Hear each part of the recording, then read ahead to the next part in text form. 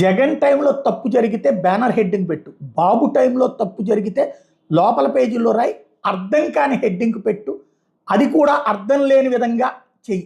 వార్త అయితే ఇవ్వక తప్పదు కాబట్టి ఇది ప్రస్తుతం ఒక సెక్షన్ ఆఫ్ మీడియా వ్యవహార శైలి. నోటిఫై కాని స్టేషన్లలో కేసు నమోదు.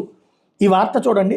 నోటిఫై కాని పోలీస్ స్టేషన్లో కేసులు నమోదు చేయడం చెల్లదని హైకోర్టు స్పష్టం చేసింది. నోటిఫై కాని స్టేషన్లో అవినీతి నిరోధక శాఖ నమోదు చేసిన 15 కేసులను రద్దు చేసింది. వీటికి సంబంధించిన ఎఫ్ఐఆర్లను కూడా రద్దు చేస్తున్నట్టు పేర్కొంది.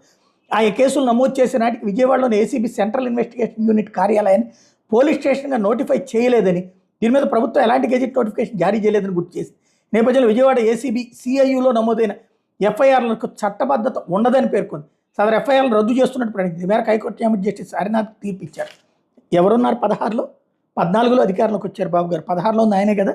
సెంట్రల్ యూనిట్ అన్నటువంటిది పెట్టింది ఆయన హయాంలోనే కదా. 2020 దాకా కూడా దాన్ని ఒక